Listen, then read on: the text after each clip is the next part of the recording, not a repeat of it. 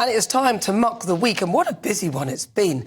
It started on a very sad note, actually. One of my absolute legends of radio, Steve Wright, DJ Steve Wright, he passed away, so may he rest in peace. But my midweek, of course, it was then Valentine's, and saddos like me trawled the internet to find things to do.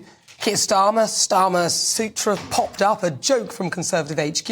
It said that it was apparently the perfect Valentine's gift for the politically promiscuous, written by the father of U-turns. It claimed to be the definitive how-to guide on flip-flopping into different positions on anything.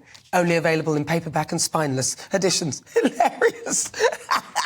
Although Keir was the one with the last laugh, because at the end of the week, a week which has been dominated by the impending Wellingborough and Kingswood by-elections, of which resulted in the inevitable. The British public rightfully punished the dismal performance of the Tories, handing the Labour Party a double win. And in Wellingborough, Northamptonshire, Labour took Peter Bone's former seat, which he had held through a majority of more than 18,000. And in Kingswood, South Gloucestershire, they overturned an 11,220 Conservative majority to win Chris Skidmore's former seat. Rather unfortunate name.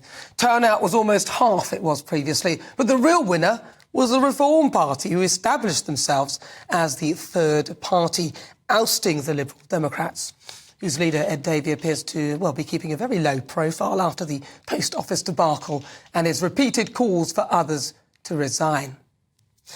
Then, after a dash to his father's side for approximately 45 minutes, this week, Prince Harry claimed, "I love my family." Crikey, really? Which family? Do you mean the King? Fair enough, but maybe you'd hope he could love them in a slightly less sort of branding them racist, writing books and calling them evil way.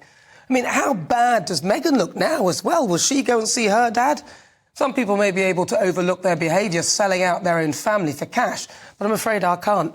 Harry's grovelling now. I don't think that William will be as soft as his dad. And Harry is apparently willing to take on some official duties to help his father during his illness. I bet you are, Harry. No, no, no.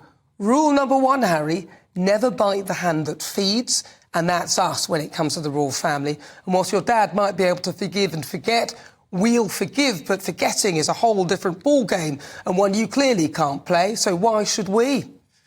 Sadiq Khan is back on the map, the London Overground map to be precise, spending 6.3 million of taxpayers' cash on virtue signalling.